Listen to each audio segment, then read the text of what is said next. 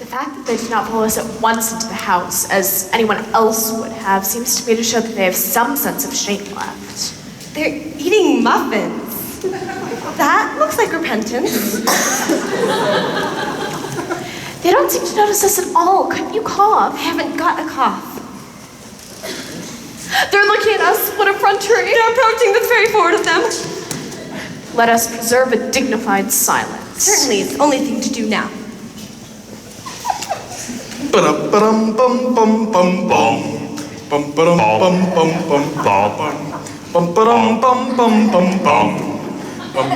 dignified silence seems to produce an unpleasant effect. A most distasteful one, but we will not be the first to speak. Certainly not.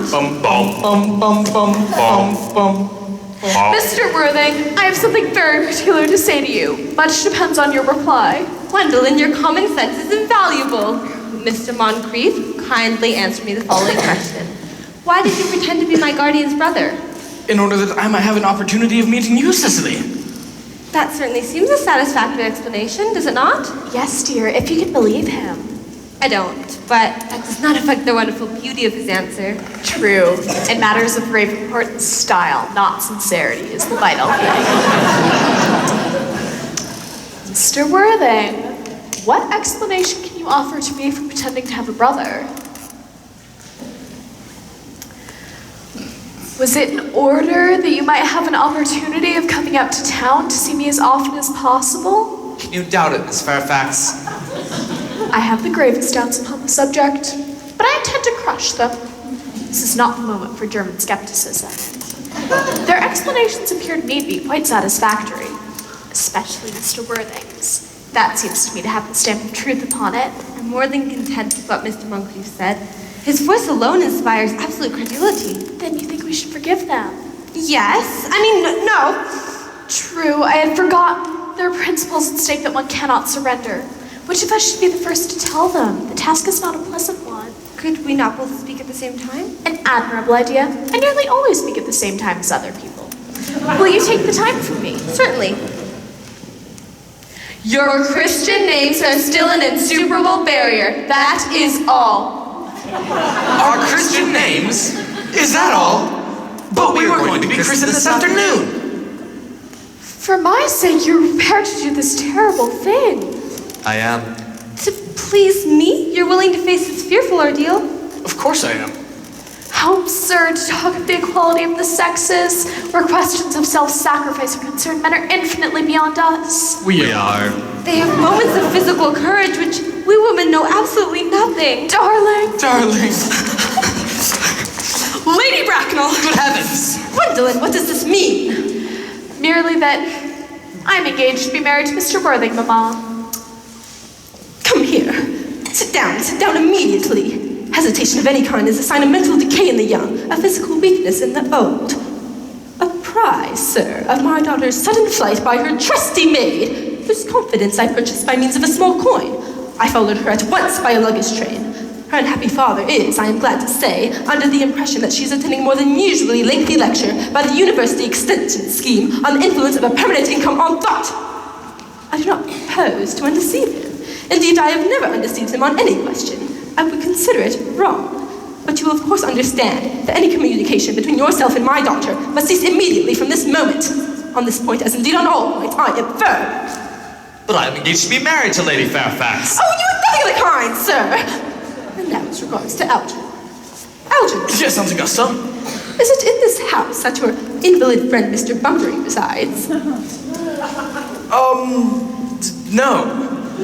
Bunbury is somewhere else at present. In fact, Bunbury is dead. Dead? What did Mr. Bunbury die of?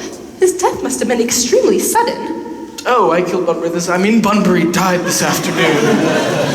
What did he die of? Bunbury? He was quite exploded. Exploded?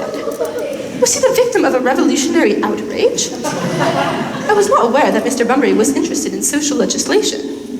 If so, he is well punished for this morbidity. No. What I mean to say is that he was found out. The doctors found out that Bunbury could not live. And so Bunbury died. He seems to have had great confidence in the opinion of his physicians. I am glad, however, that he came at the last to some definite course of action and acted under proper medical advice. And now that we have gotten rid of Mr. Bunbury, may I ask Mr. Worthing, whose hand my nephew Algernon is holding in what seems to me a most peculiarly unnecessary manner? That, Lady Bracknell, is Miss Cardew, my ward. I am engaged to be married to Cecily, Aunt Augusta. I beg your pardon. Mr. Moncrief and I are engaged to be married, Lady Bracknell.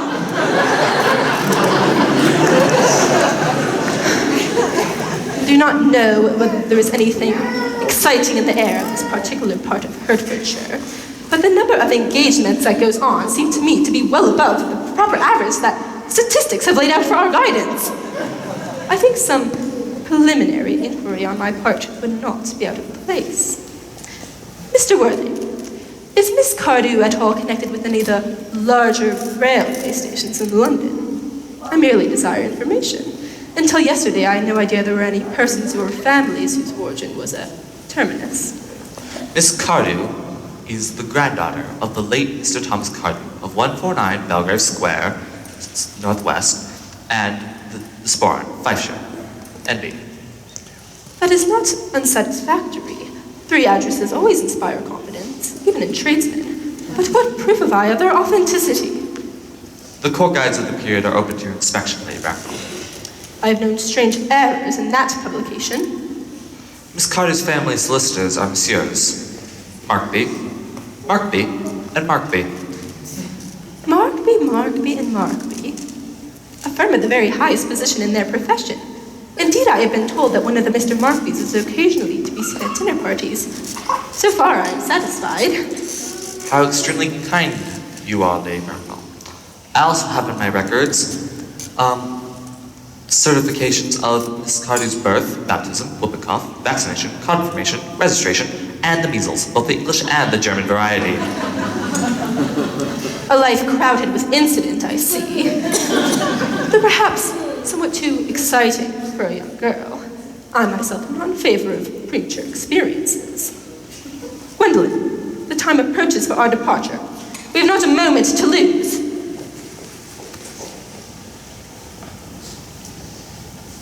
As a matter of form, Mr. Worthing, I had better ask you if Miss Cardew has any little fortune. Oh, just about 130,000 pounds in the fund. That is all. So pleased to have seen you, Lady Bracknell. Good day. A moment, Mr. Worthing. 130,000 pounds. And in the funds. Miss Cardew seems to me a most attractive young lady now that I look at her. Few girls of the present day have any really solid qualities. Any of the qualities that last and improve with time. We live in, I regret to say, an age of surfaces. Come over here, dear. Pretty child, your dress is sadly simple, and your hair seems almost as if nature might have left it. But we can alter all that. A thoroughly experienced French maid produces a really marvelous result in a very brief space of time. I remember recommending one to Lady Lansing, and after 3 months, her own husband did not know her. And after 6 months, nobody knew her. Kindly turn around, sweet child. No, the side view is what I want. Yes, quite as I expected. There are distinct social possibilities in your profile. The 2 weak points of our age are its want of principle and its want of profile. The chin a little higher, dear.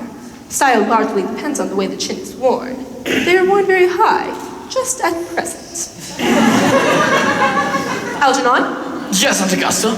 There are distinct social possibilities in Miss Cardew's profile. Cecily is the sweetest, dearest girl I ever saw in my life. And I don't care tuppence about social possibilities. Never speak disrespectfully of society, Algernon. Only people who can't get into it do that. Dear child, of course you know that Algernon has nothing but his debts to depend on. But I do not approve of mercenary marriages. When I married Lord Bracknell, I had no fortune of any kind. But I never dreamed for a moment of allowing that to stand in my way. Well, I suppose I must give my consent. Thank you, Aunt Augusta. Cecily, you may kiss me. Thank you, Lady Bracknell. And you may also address me as Aunt Augusta for the future. Thank you, Aunt Augusta. The marriage, I think, had better take place quite soon. Thank you, Aunt Augusta. To speak frankly, I am not in favor of long engagements. They give people the opportunity of finding out each other's character before marriage, which I think is never advisable. I beg your pardon for interrupting you, Lady Bracknell, but according to the terms of Mr. Thomas Cardew's will, Miss Cecily Cardew cannot marry without my consent until she is of age. That consent I decline to give. Upon what grounds, may I ask? Algernon is an extremely, I may almost say ostentatiously eligible young man. He has nothing, but he looks everything. What more can one desire? It pains me very much to speak quite frankly to you, Lady Bracknell, but I do not approve at all of your nephew's moral conduct. I suspect him of being untruthful. Untruthful? My nephew Algernon? Impossible. He's an Oxonian. I'm afraid there can be no mistake, Lady Bracknell. For you see, on my temporary absence in London on an important question of romance, he obtained admission into my house under the false pretense of being my brother. He also, I've just been informed by my butler, drank an entire bottle of Perrier Jouet Brew 89, wine I was specially reserving for myself. Over the course of the afternoon, he subsequently succeeded in alienating the affections of my only ward. He then stayed to tea and ate every single muffin. On top of that, he knows perfectly well that I have no brother, I've never had a brother, and I have the smallest intention of ever having a brother in my life. I distinctly told him so myself yesterday afternoon. Mr. Worthing, after careful consideration, I've decided to entirely overlook my nephew's conduct to you. Thank you, Lady Bracknell. I still decline to give my consent. Dear child, how old are you, dear? Well, I'm really only 18, but I admit to 20 at evening parties. You are perfectly right in making some slight alteration. Indeed, no woman should ever be quite accurate about her age. You look so calculating. 18, but admitting to 20 at dinner parties. Well, it will not be long before you are of age and free from the restraints of tutelage, so I do not understand why your guardian's consent is, after all, a matter of any importance. I beg your pardon for interrupting you again, Lady Bracknell, but according to Mr. Thomas Cardew's will, Miss Cardew cannot marry until she is 35. That does not seem to me to be a grave objection. 35 is a very attractive age. London society is full of women at the very highest birth who have, of their own free choice, made 35 for years. Lady Dumbleton is an instance in point. To my own knowledge, she has remained 35 ever since she arrived at the age of 40, which was many years ago now. So I do not see why our dear Cecily should not be even still more attractive at the age you mention than she is at the present. There will be a large accumulation of property. Could you wait for me till I was 35, Algie? Of course I could, Cecily. You know I could. Yes, I felt it instinctively, but I fear I could not wait that long. I hate waiting even 5 minutes for anybody. It always makes me rather cross. I'm not punctual myself, I know, but I do like punctuality in others, and waiting, even to be married, is quite out of the question. Then what shall we do, Cecily? I don't know, Mr. Moncrief. Mr. Worthing, as Miss Cardew states positively that she cannot wait till she is 35, a remark which I am bound to say shows a somewhat impatient nature, I beg of you to reconsider your decision. But Lady Bracknell, the decision is all yours. The moment you consent to my marriage with Gwendolyn, I will give my consent to form an alliance with you, from your nephew to my ward. Should be quite aware that what you propose is out of the question. Then a passionate celibacy is all that is left for any of us. That is not the destiny I propose for Gwendolyn. Algernon, of course, can choose for himself. Come, dear. We had missed not 5 or 6 trains. To miss any more would expose us to comment on the platform. Everything is quite ready for the christenings. The christening, sir? Is that somewhat premature? Both these gentlemen have expressed desire for immediate baptism. At their age, the idea is grotesque and irreligious. Algernon, I forbid you to be baptized. Lord Bracknell would be highly displeased if he found out that this was the way in which you wasted your time and money. Am I to understand, then, that there are to be no baptisms at all this afternoon? I do not think that as things are now, it would do either of us much good. I'm grieved to hear such sentiments from you, Mr. Worthing. They savor of the heretical views of the Anabaptists. Views I've completely refuted, in 4 of my unpublished sermons. But, since your current mood seems to be one peculiarly secular, I will return to the church. Indeed, I've just been informed that Miss Prism has been waiting for me in the vestry. Miss Prism? Did I hear you mention a Miss Prism? Yes, Lady Bracknell, I'm on my way to join her. Pray allow me to detain you for a moment. This matter may prove to be one of vital importance to Lord Bracknell and myself. Is this Miss Prism a female of repellent nature, remotely connected with education? She's the most respectable of ladies. It is obviously the same person. May I ask what position she holds in your household? I am celibate, madame.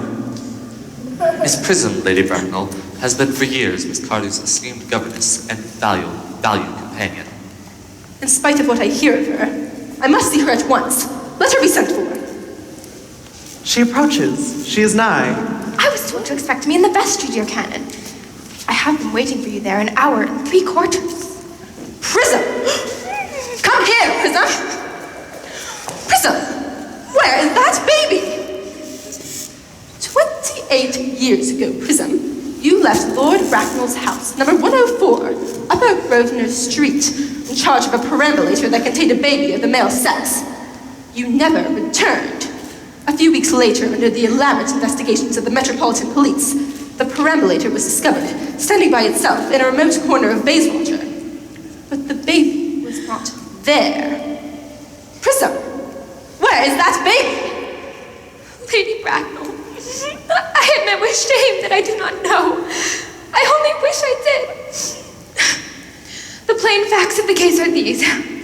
On the morning of the day you mentioned, the day that is forever branded on my memory, I prepared as usual to take the baby out in its perambulator.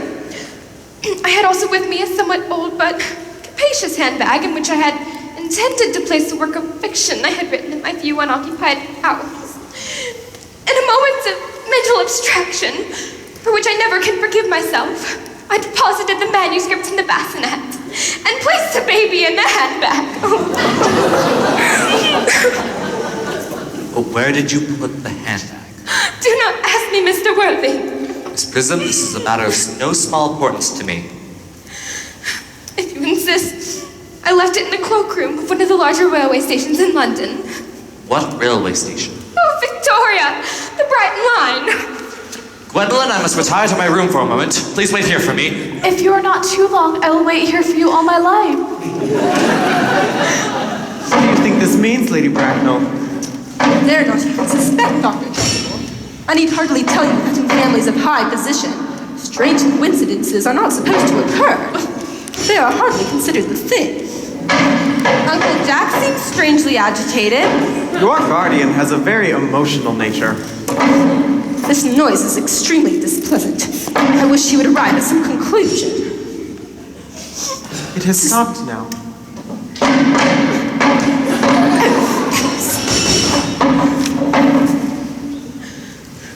Is this the handbag, Miss Prism? Examine it carefully before you speak. The happiness of more than one life depends on your answer. It seems to be mine. Yes. Here is the injury it received during the upsetting of a Garage Street omnibus. In younger and happier days. And here on the lining is a stain caused by the explosion of a temperance beverage. An incident that occurred at Leamington. And here on the lock are my initials. I had forgotten that in an extravagant mood I had them placed there. The bag is undoubtedly mine. I'm delighted to have it so unexpectedly restored to me. It has been a great inconvenience being without it all these years. More is restored to you than this handbag, Miss Prism. For I was the baby you placed in it. You? Yes. Mother! Mr. Worthing! I am unmarried. Unmarried? I do not deny that this is a serious blow. But who among you has the right to cast a stone against one who has suffered? Cannot repentance wipe out an act of folly? Why should there be one law for men and another for women? Mother, I forgive you. Mr. Worthing, there is some error. There is a lady who can tell you who you really are.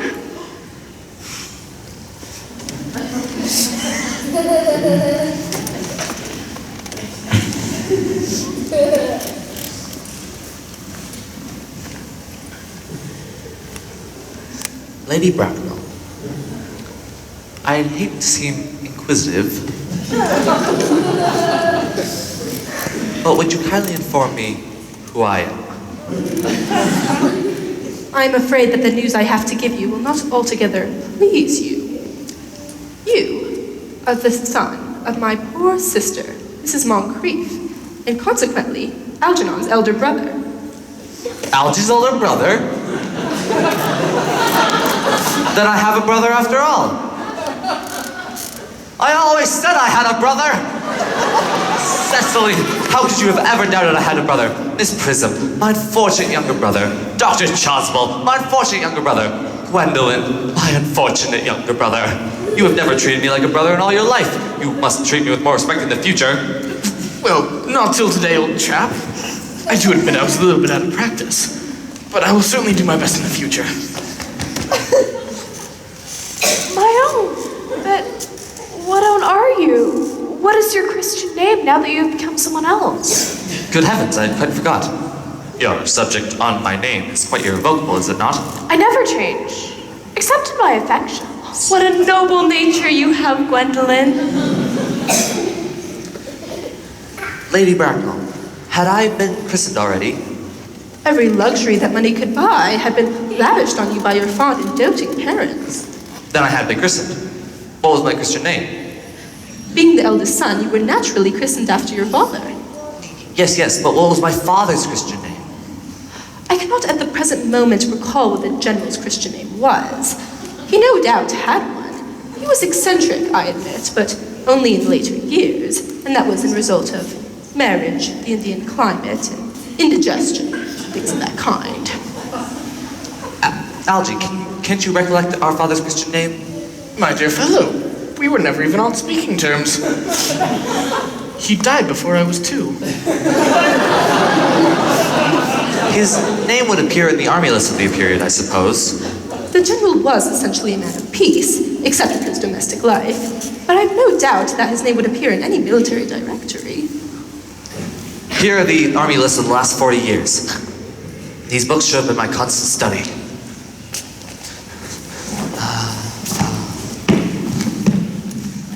M, Generals, Magsley, Markby, ghastly names they'll have. Moncrief, 1840.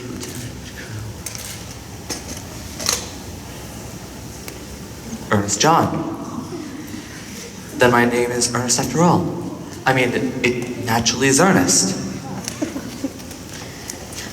Yes, I remember now that the general's Christian name was Ernest. I knew I'd some reason for disliking the name. Ernest, my own Ernest. I felt from the first that you could have no other name. My dear sweet Gwendolyn. Letitia. Frederick! Cecily! My nephew, you seem to me to be displaying signs of triviality.